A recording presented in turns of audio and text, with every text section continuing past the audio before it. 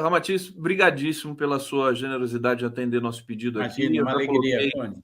A tua mini biografia aqui acadêmica, né, na nossa legenda. Ramatiz Jacino, mestre em História Econômica pela USP, doutor em História Econômica pela USP também.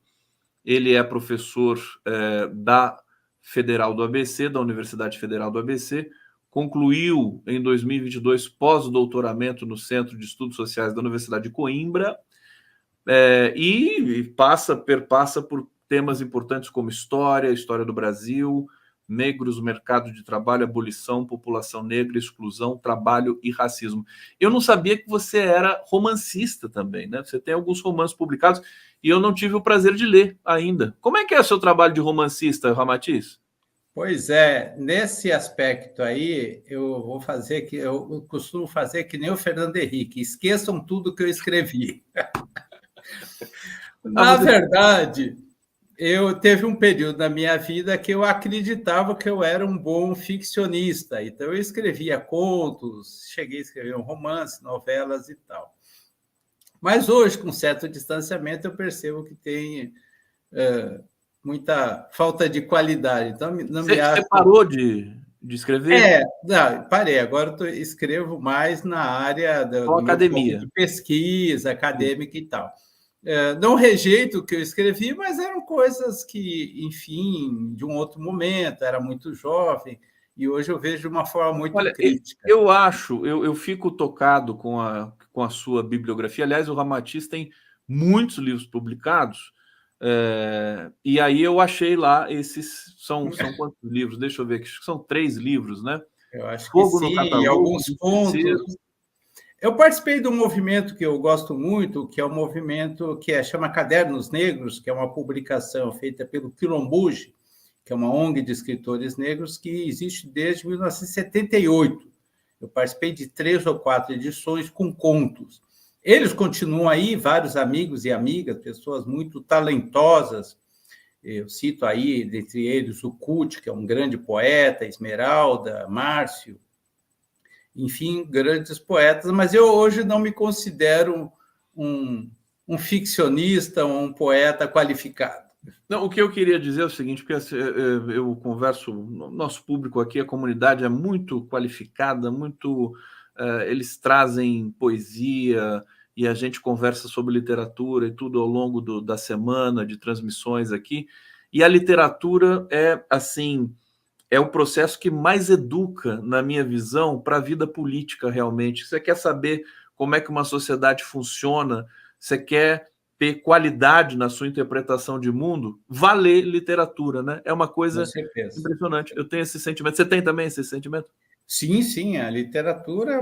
Se eu não tivesse feito história, certamente eu faria letras, que é algo que me apaixona, que é maravilhoso e tal. Alguns historiadores, eu já vi isso em algum lugar, chegam a dizer que a história é dispensável, bastaria ter a literatura que você já conseguiria estudar a história através da literatura, né?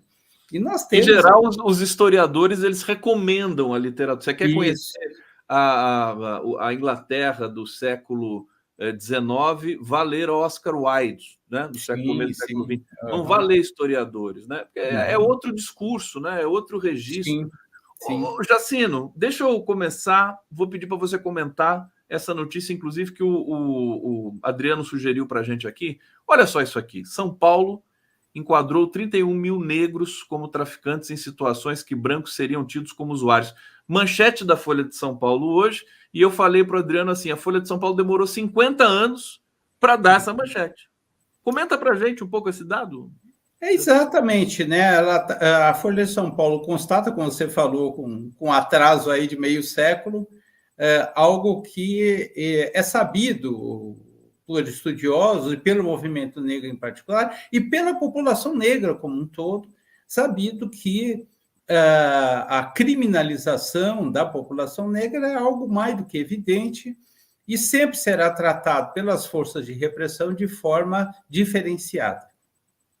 O negro já, por princípio, já é suspeito, já é criminoso, e nos mais diversos espaços da sociedade existe esse tratamento. Então, é uma constatação terrível, uma constatação monstruosa, e que mostra que, se formos ver os outros dados no que diz respeito à mortalidade da juventude, no que diz respeito à violência generalizada, todos eles confirmam que o Estado brasileiro ele é um grande algoz da população negra, particularmente da população jovem negra, né? É uma coisa monstruosa isso que tem acontecido.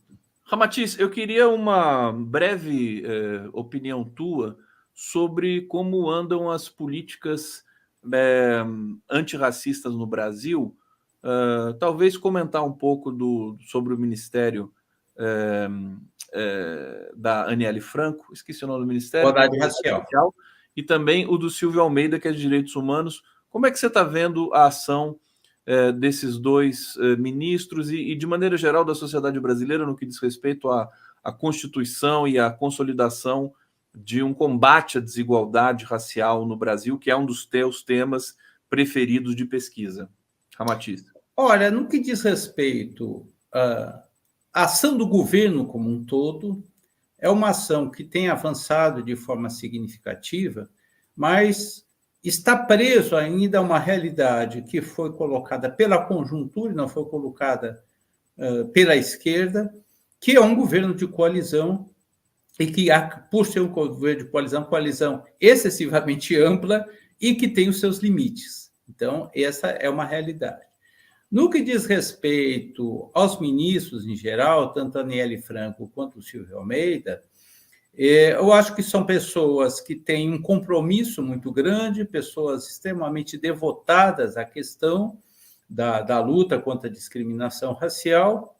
E quero destacar, em especial, o ministro Silvio Almeida, que é um quadro extremamente qualificado, uma pessoa que tem uma capacidade de elaboração teórica muito grande, tem tido uma ação muito contundente na questão de direitos humanos. E aí, repito, eles estão ainda engessados, e aí eu falo enquanto um militante, enquanto admirador dessas duas figuras, por uma realidade que não foi colocada por eles, não depende da sua vontade, não depende da sua dedicação, não depende da dedicação e vontade do presidente da República. Mas é uma conjuntura que nós estamos vivendo, que nós temos aí um Congresso pavoroso, né? Que é só ver as últimas pautas que tentaram aprovar aí, e temos uma sociedade ainda bastante conservadora e os meios de comunicação defendendo esse conservadorismo, mais do que o conservadorismo, defendendo o reacionarismo. Então, é nesse sentido que eu acho que está sendo feito o que é possível ser feito. Lógico que nós queremos mais, temos que tensionar para ter mais, mas é aquilo. Então, me parece que esses dois companheiros têm procurado fazer o máximo dentro dessa realidade adversa que nós ainda enfrentamos. Eles também têm os limites que não são autoimpostos, né? São impostos por uma conjuntura de um país, né? Que historicamente tem uma dívida gigantesca que jamais será paga com relação aos povos originários e ao povo negro. Olha, a Nefertiti Dornelles está aqui no bate-papo dizendo: o nome do meu irmão é Ramatiz Amon. Que bacana. E o nome dela é Nefertiti, que é de uma deusa egípcia. Nossa! Também. Olha só que chique. Que coisa interessante. Olha, é difícil encontrar um Ramatiz por aí. Obrigado, Nefertiti. Saudação a você e seu irmão aí. Muito bacana. O Reginaldo Nicolós está dizendo: Ramatiz é um nome atribuído pelo escritor Hercílio Moraes, né? A uma entidade espiritual. O Ramatiz disse aqui que o orientaria na escrita de seus livros. É duro ir ficando velho. Acho que ele está denunciando aqui a idade de Nicolós. Obrigado. Ramatiz, a gente estava falando, né, vivendo uma sociedade conservadora, mas não é tão nítido isso também, e eu vou tomar como exemplo o fato de as mulheres, né, terem saído nas ruas nessa última semana contra essa quimera absurda, né, do PL do estupro. Elas se mobilizaram, saíram, e uma pesquisa também foi publicada, acho que ontem, pela Folha de São Paulo, Datafolha: 66% da população é contra o PL do estupro, embora certamente nem todo mundo saiba exatamente do que trata esse PL. Mas eu queria te ouvir um pouco sobre isso. Quer dizer, quando a gente vê as mulheres mobilizadas assim, com essa contundência e rapidez, né? Foi muito rápido. Há esperança, né? A gente pode Sim. crer que alguma coisa boa também existe aqui, né? Paralelamente a tudo de ruim que ainda perpassa o país. Exato. Olha, Conde, eu tenho assistido, inclusive aqui, né, colegas, companheiros nossos, uma visão um pouco pessimista no que diz respeito à realidade política que nós vivemos no país. É fato que nós temos uma ascensão da extrema-direita, Bolsonaro foi derrotado, mas o bolsonarismo está presente, a grande mídia hoje começa a se aproximar do bolsonarismo, com essa ideia do bolsonarismo sem Bolsonaro, a direita do bem, direita cheirosa e tal. Contudo, é necessário que, sem sermos otimistas, sem sermos polianas, entender que existe na nossa sociedade uma resistência a esses movimentos reacionários. E a ação das mulheres, do movimento organizado que teve em resistência, em luta contra essa excrescência que foi aprovado lá na Câmara, é a prova de que esse movimento está vivo. Então, esse movimento está vivo, está na rua, está presente e está fazendo a disputa nos vários espaços. Então, é assim, algo extraordinário que isso tenha acontecido, eu acho que isso é extremamente extraordinariamente positivo que isso tenha acontecido, e mostra que nós não estamos derrotados, e isso contribui para combater esse pessimismo que certa parte da esquerda tem, que, olha, está tudo ruim, está uma porcaria, o Lula está emparedado, não consegue fazer mais nada. E isso não é verdade, que existe um movimento, e existe o presidente Lula, ele tem essa capacidade, inclusive, de dialogar com a população, como foi essa entrevista, a famosa entrevista que ele deu na CBN 2, 3 dias atrás, que impactou a sociedade toda, não só porque ele ter puxado a faca para o Campos Neto, merecidamente, mas também, inclusive, nessa questão desse PL do estupro, a forma contundente como ele se colocou nessa questão. Então, eu estou otimista, eu acho que nós estamos na luta, estamos no movimento, e a direita não vai retornar do jeito que eles pensavam que poderia. Do jeito que eles acham que vão retornar. Estamos vivos, né? Acho que essa é uma expressão também que a gente pode usar. E também esse PL do estupro, na pessoa do senhor presidente da Câmara, Arthur Lira, foi uma espécie de soberba, né? Eles achavam que a sociedade brasileira iria aprovar qualquer besteira que eles apontassem ali, e não foi bem assim, e eles se assustaram. Se assustaram, né? Eu vi outro dia uma colega aqui falando que isso não significou uma vitória e que não houve recurso. Houve recurso, sim, os caras queriam aprovar isso em regime de urgência.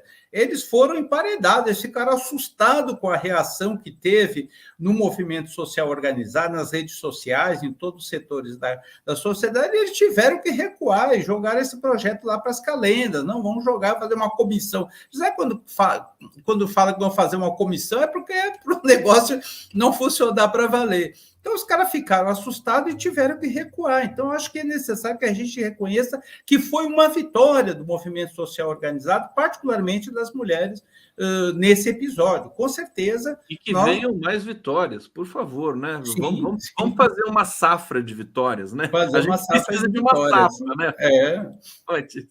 Mas, olha só, a presença do Ramatiz aqui hoje ela é muito especial, não só por tudo que ele tem de conhecimento, da pesquisa que ele faz e tudo mais, um professor aí que é uma referência, mas pela própria biografia do Ramatiz. Escutem essa aqui, né? Vejam só.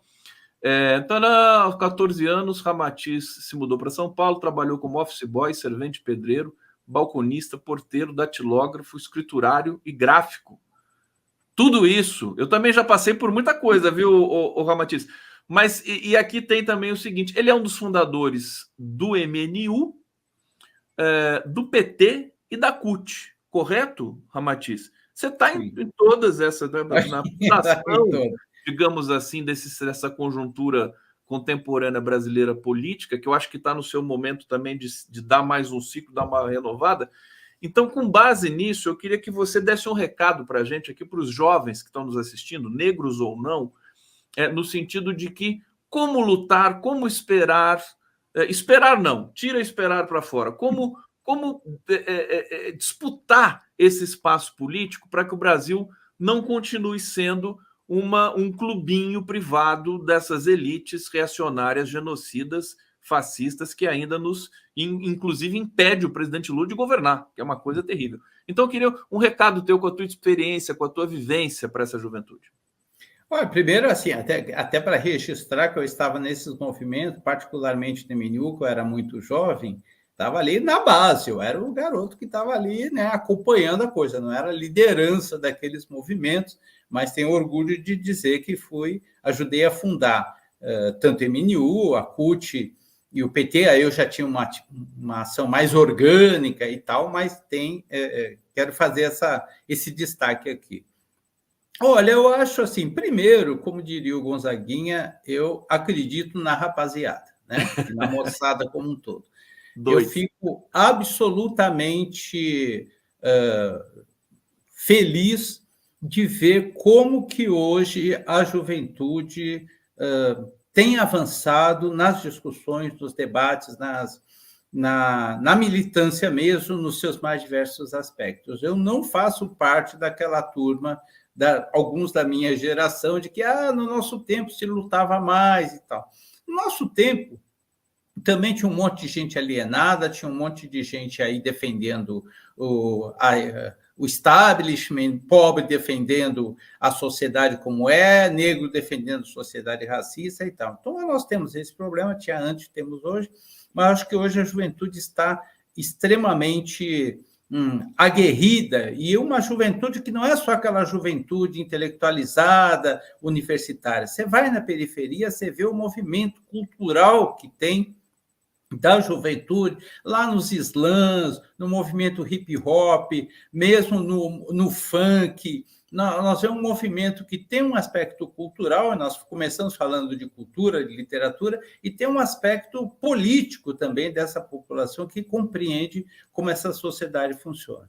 Então, o recado que eu daria para essa juventude, continue assim, continue radicalizado, cobre de nós mais idosos uma postura mais radicalizada, porque com a idade a gente vai se acomodando, vai ficando, né? Vai ficando mais gordo, vai ficando mais preguiçoso, perde cabelo e vai se acomodando à sociedade. Então é necessário que a juventude esteja ali tensionando e radicalizando para que a nossa sociedade avance cada vez mais. Então, esse seria o meu recado. Essa era a minha expectativa, realmente. Eu também não sou desses que acha que antigamente era melhor, viu, Ramatiz? Eu acho que a gente tem potencialidades muito, muito flagrantes, assim. Sobretudo na juventude, eu sou professor, dei aula no ensino médio, no ensino fundamental. Eu vejo como são os jovens, os adolescentes são sensacionais.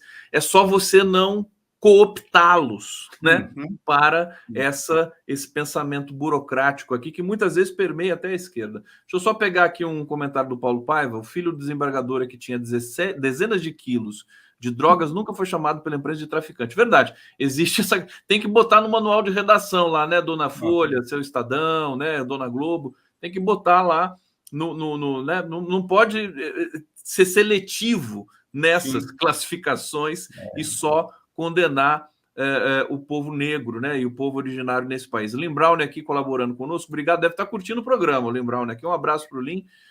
O seguinte, querido, você quer falar, por favor? Não, só reforçar que a grande imprensa é cúmplice dessa violência policial, é cúmplice dessa discriminação, justamente por isso que você apresentou aqui. Um menino de Guaianazes, negro, que está numa motocicleta velha, que foi pego com meia grama de maconha, é traficante. O playboy que está nos jardins, ou que está lá na USP, ou que mesmo na universidade que eu dou aula, que está fumando e tem meio quilo, é usuário, vão ser chamados pai, chamar psicólogo, ver o que o menino tem. Agora, o menino preto não, é cadeia e porrada, né? Então, essa é a realidade. E a mídia, ela contribui com essa discriminação ao caracterizá-los assim. Completamente. Que a mídia também faça sua autocrítica, né? Que a imprensa, né, hereditária brasileira. Ramatiz, nós temos 3 minutos aqui. Você tinha mencionado no nosso papo aqui de bastidor falar um pouco sobre o seu pós-doc em Coimbra, que você fala do conservadorismo negro. Eu fiquei muito curioso também para saber como é que é isso. Então, se você puder, pelo menos, dar assim, um aperitivo para a gente desse teu tema, que deve ser um tema ultra complexo, né? Como é que é isso aí, conservadorismo? Deixa eu ver se eu consigo resumir aqui o que eu penso. Toda a sociedade de classes, e no caso a sociedade estamental, que foi a sociedade escravista, acaba gerando um subgrupo dentro dessa sociedade e que faz parte da lógica da dominação, um subgrupo dos oprimidos que é cooptado pelos opressores. Então, foi assim durante a escravidão com a figura do negro da casa, foi assim durante a escravidão na figura do negro boçal, que era o negro que se recusava a incorporar a cultura branca, a religiosidade branca, e o negro ladino, que era aquele que tinha incorporado. Então, essa dicotomia existiu durante a escravidão e depois da escravidão. Quando acaba a escravidão legal, uma parte daquela população negra, que na sua imensa maioria foi marginalizada, conseguiu, pelas frestas dessa sociedade, uma incipiente ascensão social. Não virou classe média, muito longe disso. Eram aqueles que não estavam na marginalidade total e conseguiam, às vezes, um emprego regular.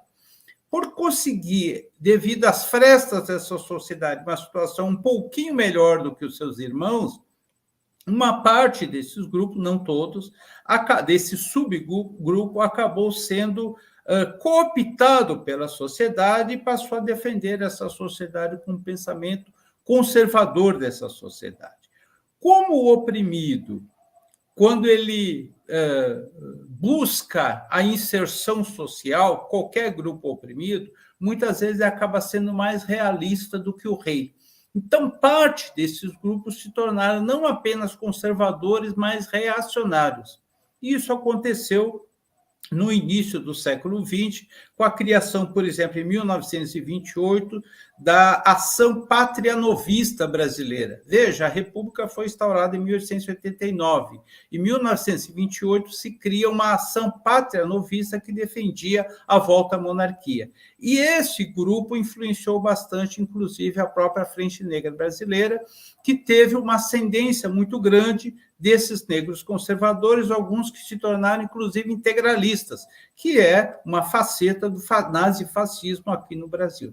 Não foram todos, evidentemente. A grande maioria da população negra era insubmissa, insurreta, estava nas lutas, participou de movimentos como a revolta da chibata, a revolta da vacina, do contestado, participou lá de Canudos, a maioria da população negra estava na luta, mas um pequeno grupo se tornou conservador. Então, eu busquei investigar, estudar, pesquisar um pouco mais o que levou essas pessoas a esse conservadorismo. E que, só para concluir, Conde, e que está presente nos dias de hoje em figuras como, por exemplo, aqueles que estão negros, que abraçaram o bolsonarismo, como o Sérgio Camargo, como o Hélio Negão, como o Fernando Holliday aqui em São Paulo, que são pessoas execráveis, mas é necessário se compreender as razões pelas quais essas pessoas chegaram aonde chegaram. Então, alta relevância esse teu trabalho. Vou ter que te chamar de novo aqui no programa especial para você poder falar com mais tranquilidade sobre essa pesquisa tão importante. Ramatiz, quero agradecer demais, querido. Você é sensacional. Obrigado pelo carinho aqui, pela participação. A gente chegou ao final do 11 News desta sexta-feira, desejando um excelente fim de semana para todos vocês.